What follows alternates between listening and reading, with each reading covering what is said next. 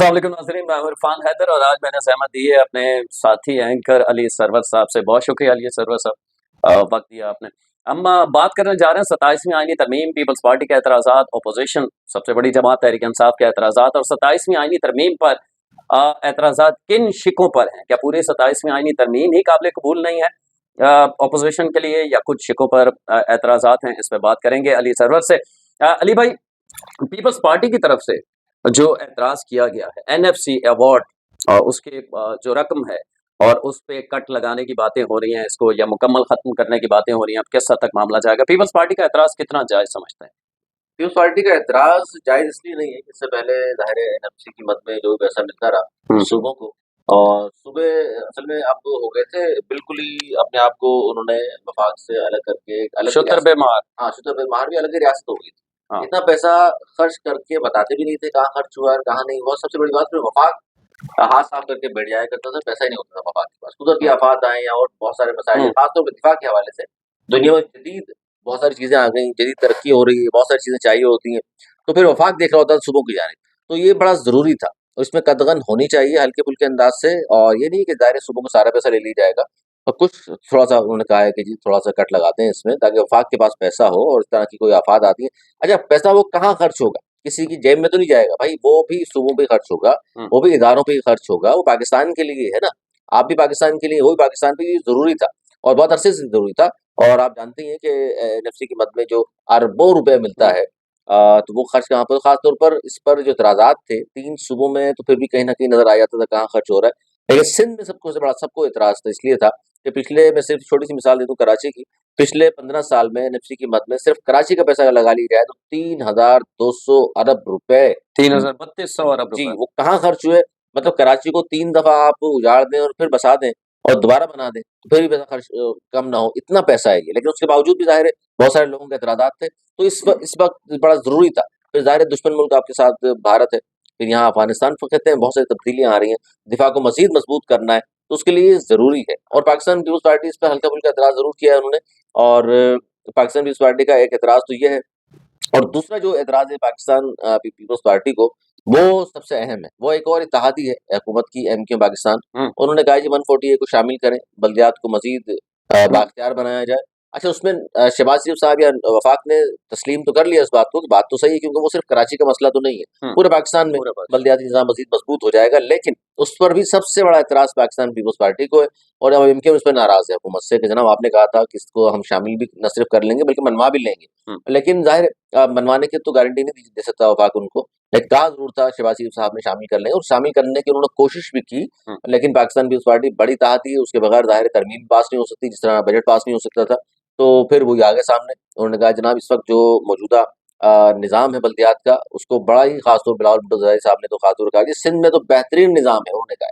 हालांकि काम नहीं हो रहे, हम सब देख रहे हैं। 148 को शामिल कर लिया जाता तो बहुत अच्छा हो जाता है, लेकिन अब शामिल नहीं किया जा रहा। एमक्यू हल्के फुल्के अंदाज से नाराज जरूर है, लेकिन मेरा नहीं ख्याल कि उनकी नाराजगी कोई इस हद तक होगी कि जिसपे हुकूमत को कोई मुश्किल पेश आए। माइक बंद हो गया तो साथ साथ चार्ज नहीं था, अब बोलते हैं। अच्छा जी, मेरा माइक गाल पर बंद हुआ है, तो इस पर बात कर रहे थे।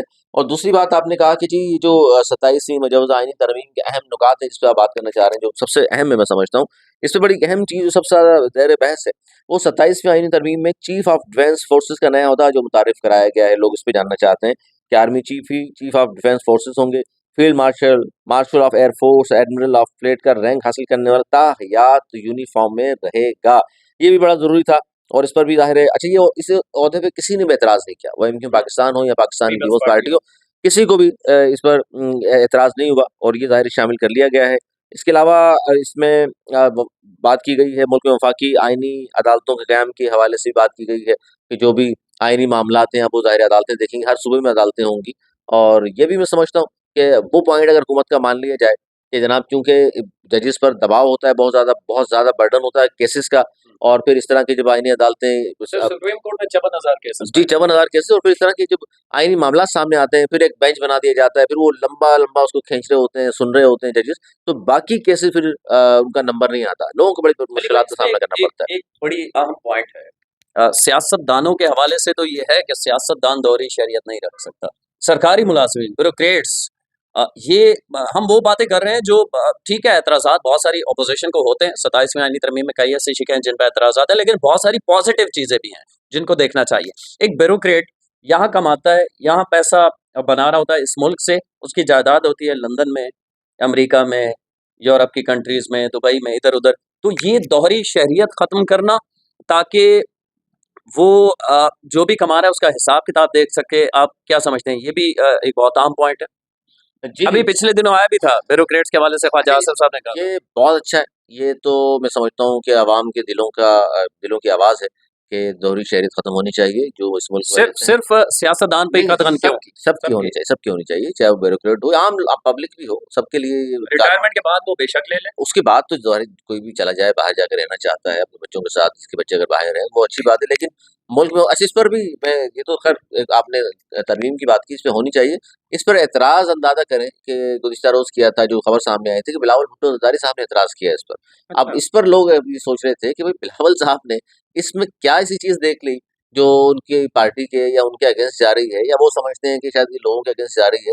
इसमें मैं नहीं समझता, कोई ममानियत होनी चाहिए। क्योंकि जिन-जिन लोगों की थी, उन्होंने सरेंडर भी किया है पीस ना पार्टी में। आप समझते हैं ना सिर्फ ब्यूरोक्रेट सियासतदानों पे तो ऑलरेडी है ना दोहरी शरीयत का। ना सिर्फ ब्यूरोक्रेट्स सरकारी मुलाज़मीन बल्कि जजेस पे भी होना चाहिए। सब पर होना चाहिए। इस मुल्क में जो-जो रहता है, ऑन चाहे वो ड्यूटी। किसी बिल्कुल ऑन ड्यूटी, वो जो भी किरदार अदा कर रहा है इस मुल्क के लिए, उन सब के लिए होना चाहिए, क्योंकि बहुत से लंबी लिस्ट है ख़ास तौर पे ब्यूरोक्रेसी की, जिन्होंने कनाडा, अमेरिका, दीगर ममालिक में शहरियत ले लेते हैं। वो यहाँ के शहरी भी होते हैं, वहाँ का हल्फ़नामा भी उठा के रखते हैं, हम आपके साथ भी सिंसियर हैं, यहाँ के लोगों के साथ भी सिंसियर हैं, ये हो नहीं सकता।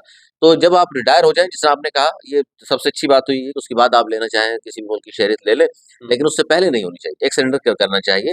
और फिर आपको खतरा क्या है जनाब, इस मुल्क में रहते हुए? यहाँ आप हुकूमत कर रहे हैं, यहाँ पे एक अच्छी सरकारी जॉब है आपके पास, हुँ, तो फिर क्या खतरा ऐसा लाहक होता है कि आप या तो कुछ काम ऐसे कर रहे हैं जिसकी वजह से लगता है आपको कि मैं कहीं धरने लिया जाऊँ रिटायरमेंट के फौरन बाद, हुँ। सिलसिला खत्म हो जाए और मुझे पकड़ ना ले कोई।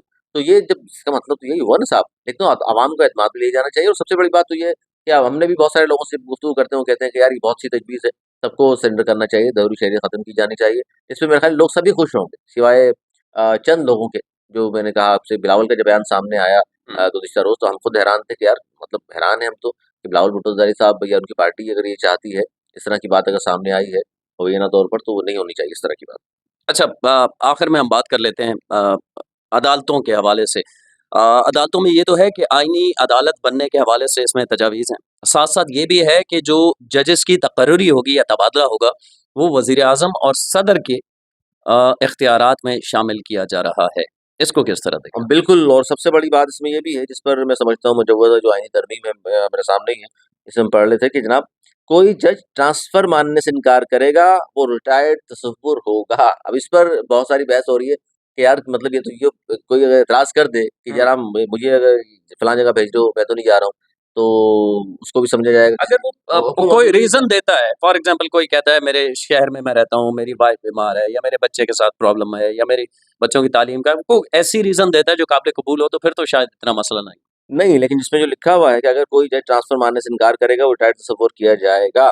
और दूसरी बात इसमें ये भी है कि हाई कोर्ट के जजेस के तबादले का इख्तियार जो है, वो जुडिशल कमीशन को दिया जाएगा। ये मेरा ख़्याल है काबिल कबूल फिर भी उनके लिए होगा कि जनाब, जुडिशल कमीशन फैसला करेगा। लेकिन अगर वो नहीं मानता, तो रिटायर्ड तसव्वुर होगा। इस इसका इन मतलब है इन आप फैसलों के इसको हुक्म अदूली तसव्वुर करेंगे हुँ, कि एक जज ने, अच्छा, इसमें 2 पॉइंट ऑफ व्यू हैं, जो हमने भी अपने प्रोग्राम में बात की, आपने भी की होगी, कि एक पॉइंट ऑफ व्यू तो ये है कि जी, एक ही जज हुँ, एक ही शहर में 25-30 साल गुज़ार देता है। हुँ। तो ताल्लुकात बन जाते ताल्लुकात बन जाते हैं, बहुत सारे लोगों से खदशात पैदा होते हैं, ना भी बनते हो, लेकिन खदशात ये होता है, उन लोगों का तसव्वुर यही है। तो इसलिए राना सनाउल्लाह साहब का जो बयान था कि जनाब, इसलिए कि एक ही शहर में क्यों? वो आज कराची में, कल हैदराबाद भी जा सकता है, वो सक्खर भी जा सकता है, या दीगर शहरों में भी ट्रांसफ़र पोस्टिंग उसकी हो सकती है। तो ये कतगन क्यों इस तरह की नहीं होनी चाहिए? तो दोनों पॉइंट ऑफ व्यू है। वो एक पॉइंट ऑफ व्यू है कि जी, एक ही शहर में रहता है, उसके, जिस तरह आपने कहा, उसके बच्चे यहाँ पढ़ रहे हैं, उसकी तमाम चीज़ें यहाँ पर मौजूद हैं, उसके कई रिश्तेदार मौजूद हैं, उसको परेशानी होगी, वो फिर नए सिरे से बच्चों को वहाँ लेकर के जाए तालीम, फिर वो खुद अकेला चला जाए, फैमिली यहाँ होगी, फिर वो डिस्टर्बेंस होती है आपस में। वो कहते हैं जी, कोई मसला मसाइल हो तो मैं साथ होना चाहिए मेरा। तो दोनों तरफ है लोगों का ये रुझान, और इसमें अब देखते हैं कि तमाम सियासी जमातें इस बात पे मुत्तफ़िक होती हैं, नहीं होती, लेकिन लगता ये बज़ाहिर कि 27वीं आईनी तरमीम में तमाम चीज़ें डाली गई हैं, इस पर मेरा ख़्याल है मुत्तफ़िक तो हो ही जाएगी सियासी जमात। आप देख रहे हैं कि मंगल तक जैसे कहा जा रहा है सेनेट से मंजूरी, फिर उसके बाद वो दिया जुमेरात को कौमी असम्बली से तो वैसे ज़्यादा मसला है ही नहीं। तो आप मंजूर होती हुई देख रहे हैं या कुछ शिकें आपको लगता है कि हज़फ कर दी जाएंगी? 26वीं आईनी तरमीम की तरह कुछ चीज़ें निकाल दी जाएँगी और निकालने से मुराद ये है कि वो 28वीं तरमीम के लिए रख दी जाएँगी। क्योंकि 26वें में जो बहुत सारी चीज़ें रह गई थी वो 27वीं में शामिल कर लीं। अब 28वीं में जिस तरह फैसल बाबरा ने कहा आने वाली है, तो वाक़ई 28वीं भी आएगी। 27वीं में कुछ ऐतराज़ात जो सामने आए हैं, पाकिस्तान पीपल्स पार्टी ने कुछ चीज़ों में थोड़ा-सा कहा है कि जनाब ये ना करें और वो ना करें, वो इस वक़्त रोक लिया जाएगा उनको। इस तरह अच्छा एमकेएम की जो तजवीज़ है, मैं बार-बार एमकेएम के लिए कह रहा हूँ कि इस पे तमाम सियासी जमातें बज़ाहिर उस पे मानती हैं सिवाय पीपल्स पार्टी के। कि हाँ यार, बात तो सही है। क्योंकि हम सभी कहते हैं कि इख्तियारात की निचली सतह तक मुंतकिली होनी चाहिए और मेयर के अंडर में वो तमाम महकमे होने चाहिए शहरी, जिस पर वो आम लोगों से रिलेट करते हैं, तो ताकि वो अच्छे अंदाज से काम कर सके। तो इसमें सिवाय पीपल्स पार्टी के बाकी तो नून लीग भी मान अच्छा, रही है। पीपल्स पार्टी के एतराज़ात जो हैं वो सिस्टम या उस पे नहीं है, बज़ाहिर ये लगता है कि पैसों पर है सिर्फ़। पैसों पर भी है और सिर्फ मैं समझता हूँ पीपल्स पार्टी को एतराज़ सिर्फ एक शहर के हवाले से है, यानी कराची के हवाले से। सक्खर में वो चाहेंगे कि निचली सतह तक चला जाए मामला, वो चाहेंगे दादू में चला जाए, लाड़काना में चला जाए। कराची उनको ये लगता है कि क्योंकि पाकिस्तान पीपल्स बल्दियाती पार्टी की इंतखाबात जीत नहीं पाते हो वो इसलिए। इसीलिए क्योंकि पहली बार पीपल्स पार्टी की 55 साल तारीख में पहली बार ऐसा हुआ कि उनका मेयर आया है। तो उनको लगता ये है कि यहाँ पर जमात इस्लामी या एमकेएम का मेयर इससे पहले आता रहा है, तो उनको लगता है कि वो यहाँ से नहीं जीत सकते, तो सूबे में हुकूमत उनकी होती है और मेयर किसी और का बन जाए, तो फिर हम देखते हैं चल नहीं सकता फिर, बहुत मुश्किल होता है उसके लिए चलना। तो पीपल्स पार्टी का ये सोच है, लेकिन इस सोच से बाहर निकलना होगा, तो देखना चाहिए कि किसी भी शहर में अगर काम होते हैं और और इश्तेहारात कराची का जो इस वक़्त हाल है, जी, जी। कराची वालों से पूछें आप। और देखें ना, तो जितने भी लोग यहाँ आते हैं खासतौर पर दीगर सूबों से, वो आके ये बात करते हैं कि यार हम तो समझते हैं कि कराची रोशनियों का शहर और जदीद शहर होगा, इतनी ज़्यादा आबादी उसकी और पता नहीं कितनी तरक्की कर ली होगी। तो जब यहाँ के वो देखते हैं तो कहते हैं यार इससे बेहतर तो जहाँ से हम आए हैं वहाँ के शहर अच्छे हैं। वो चाहे पेशावर हो, वो चाहे लाहौर हो, चाहे कोयटा हो। और ज़ाहिर है पीपल्स पार्टी को ये तनकीद बर्दाश्त करना पड़ती है, लेकिन पीपल्स पार्टी ये नहीं कह सकती कि यार हमें वक़्त नहीं मिला। 17 साल से आप मौजूद हैं, ये तो आप कह ही नहीं सकते। हाँ, फर्स्ट टाइम आपकी हुकूमत आई हो, तो हम कहें कि यार अभी साल डेढ़ हुआ है, दायरा वक़्त देना चाहिए इनको, 5 साल पूरे करना है, उसके बाद कराची देख लीजिएगा, तो ये बात तो है नहीं। पीपल्स पार्टी और पीटीआई का केपीके में एतराज़ बनता नहीं है।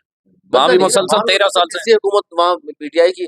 अच्छा, पीटीआई का तो मसला ये चल रहा है कि पीटीआई की कारकर्दगी ज़ाहिर बहस इसलिए भी नहीं आती कि वो घुमा-फिरा के उनका जो भी वो बयानिया लेकर के आते हैं, सोशल मीडिया पर उनके बहुत ज़्यादा लोग मौजूद हैं, वो इस तरह प्रिटेंड करते हैं कि जनाब पूरे पाकिस्तान में कोई मसला नहीं है सिवाय इमरान खान के। वो बाहर आ गया तो पता नहीं क्या हो जाएगा। जब वो बाहर था, उस वक़्त 2 हुकूमतें कर ली थी ना अपने केपीके में, हुँ। तो वो कारकर्दगी सामने ले आए हैं कि जी देखिए खान साहब जेल गए हैं तो हम रुक गए और हमें आजकल उनकी रिहाई के लिए लगे हुए हैं। उससे पहले का रिकॉर्ड हमारा चेक कर लीजिए 8-10 सालों में हमने क्या किया, वो भी कुछ नहीं है। तो इसका मतलब खान साहब आज भी बाहर आ जाएँ, केपीके की हुकूमत फिर भी जो इस वक़्त सूरत-ए-हाल है यही मुसलसल रहेगी। बहुत शुक्रिया अली सरवर हमारे साथ मौजूद है। 27वीं आईनी तरमीम मंगल को सेनेट से मंजूरी के जो इम्कानात ज़ाहिर हो रहे हैं वो ये है और बुध या जुमेरात को कौमी असम्बली से मंजूर कर ली जाएगी और उसके बाद ये पास हो जाएगी। अब कौन-कौन सी शिकों पे कंप्रोमाइज़ किया जाता है हुकूमत की तरफ से और कौन-कौन सी शिकें निकाली जाती हैं, जैसा कि अली सरवर साहब बता रहे हैं कि वो फिर 28वीं तरमीम के लिए रख दी जाएँगी। ये वक़्त बताएगा। इरफान हैदर को इजाज़त दीजिए। अल्लाह ने